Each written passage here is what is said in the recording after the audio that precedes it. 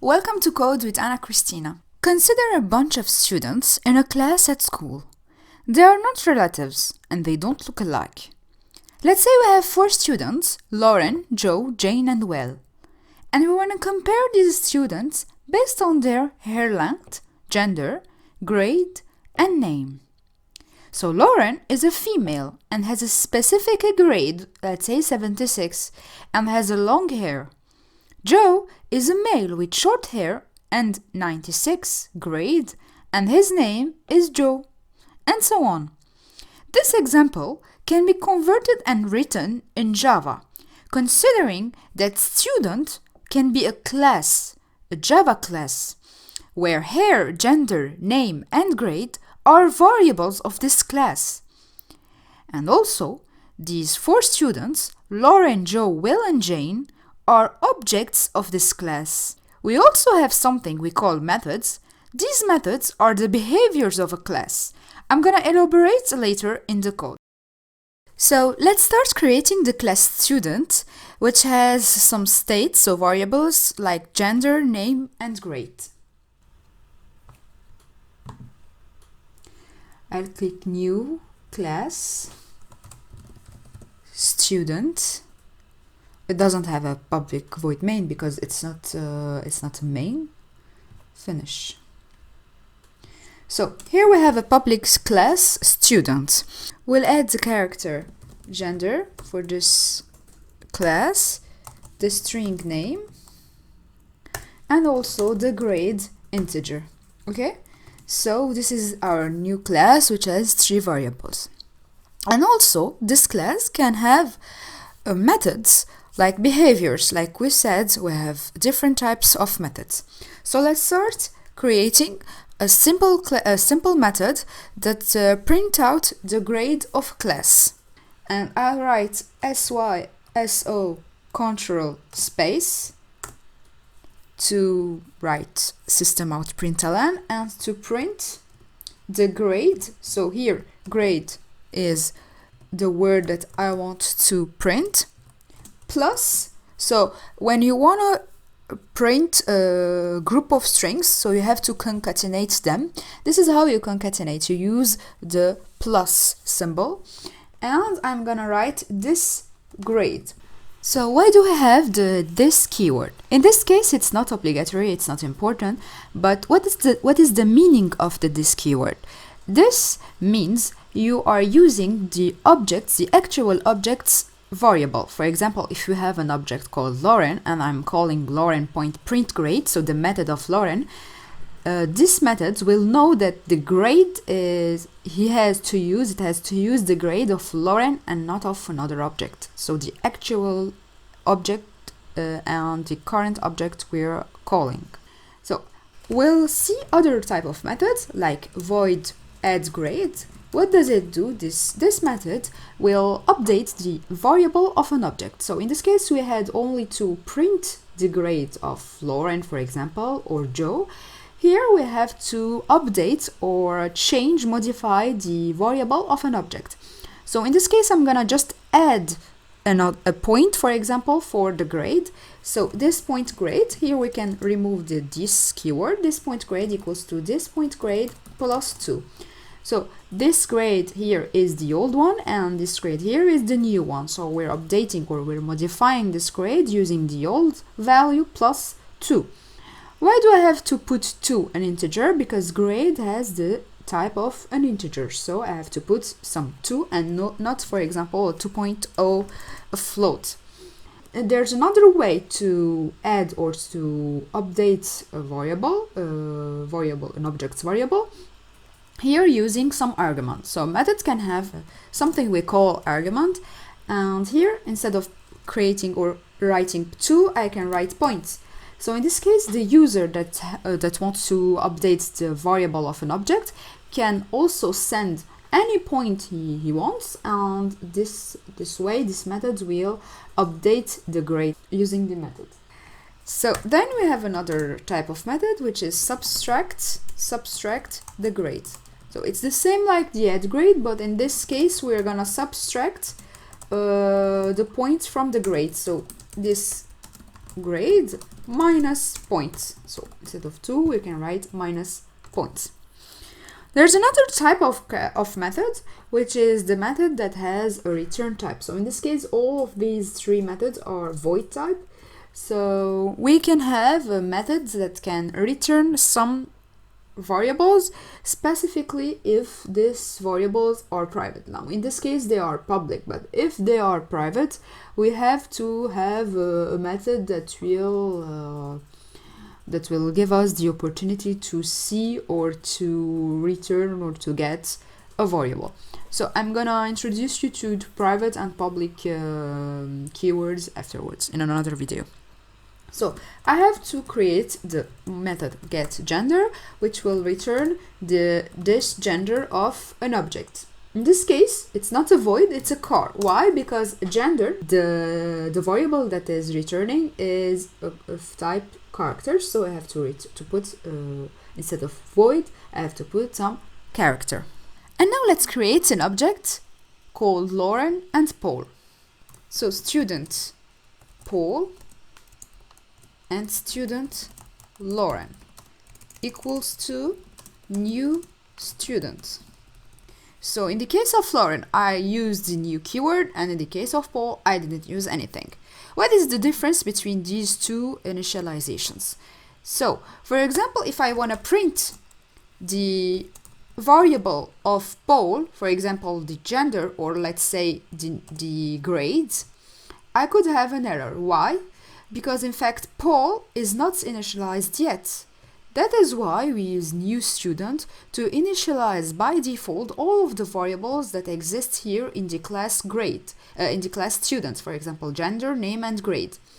So this new keyword will initialize all of the variables to the default values. For example, gender will be like 0, name will be null, grade will be 0 because it's an integer. So in this case, I'm gonna print Lauren's grades, and I won't have an error, and Lauren's grades will be equals to 0. Here's a list of default values of variables when we use the new keyword. That is why we have to use the new keyword, so that we can also modify an object's variables. For example, I'm gonna start modifying Lauren's gender. So Lauren gender equals to, this is the character, so she's a female, so I'm gonna write F. If I want to modify Paul's gender, I have to write Paul equals to new student. So as we said, I have to initialize Paul's variables, and then I have to write Paul gender equals to male and modify Paul's gender. That's how I won't have a problem. I will run it, I won't have any error, but in this case I can't see the F and the M because I didn't print them out. So let's say I'm gonna change also Paul's name. I have no errors. Paul's name equals to, and because it's a string, so I have to put it like that in double quotes, and I'm gonna call him Paul. And that is how, if I want to print it, SYSO control space, I can print Paul's name, Paul name. Yeah, I have Paul's name. But in the case of, if I want to print, for example, Paul's something that I didn't modify, for example, I modified the gender, the name, but I didn't modify the grade, Paul's grade, it's gonna be also 0. It has its value by default. So here we could modify Paul's and Lauren's variables. These are the objects, and grade, name, gender are the variables of the objects Paul and Lauren. So I'm gonna try to call Lauren's method. So let's say Lauren and the method that it exists in student. For example, print grade. What does we'll do? Grade point 0. So Lauren called print grade, and print grade prints the grade of Lauren, this grade, which means Lauren's grade. And it's logical because we didn't change, we didn't modify the grade of Lauren. I'm gonna call now Paul's grades. It will be the same because also Paul's grade isn't changed, isn't modified. Let's say I want to add or subtract a grade of Lauren or Paul, but first I have to change them. So grade and Paul's grade. And now I'm gonna use the method. I'm gonna call the methods add grade and subtract grade to modify the grade of Lauren and Paul. So let's say Paul point, I'll add some grade for Paul and I'll add 2 points.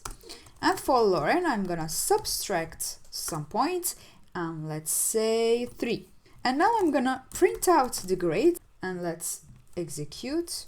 Okay, so Paul has a grade of 97, so 95 plus 2, and Lauren has a 76 minus 3. So that's right. So these are non-static methods, subtract grade, add grade, and print grade, but the void main is a static method. I'll talk about them later. So there's another specification for object. We can also give Paul the object Lauren. So in this case, when we write this, all of the variables of Lauren will be equal to, in fact, all of the variables of Paul will be equal to variables of Lauren. So for example, the gender of Paul will be F, female, instead of M. And also when we modify an object, a variable of an object, the other one will be modified also. First, I'm gonna print out the gender of Paul, and I'm gonna see that the gender of Paul is female. And if I change Lauren's gender, I'll check that also Paul's gender is modified. Yep, Paul's gender is now an M equals to Lauren's gender. So everything I change in one object, the other one also will be modified, and vice versa. So Lauren's objects or Lauren's variables also will change Paul's variables. And now we're gonna try to call the last method, which is get gender. So it has a return value. So to return a value, we have to initialize a variable that's a character, because here the get gender will return a character, a variable of character. I'm gonna call it my gender. And now I'm gonna call the method gender, get gender. So, but I can't call it like that. I have to specify an object, Lauren. So here, my gender, the variable my gender of type character, is initialized, is equal to the gender of Lauren.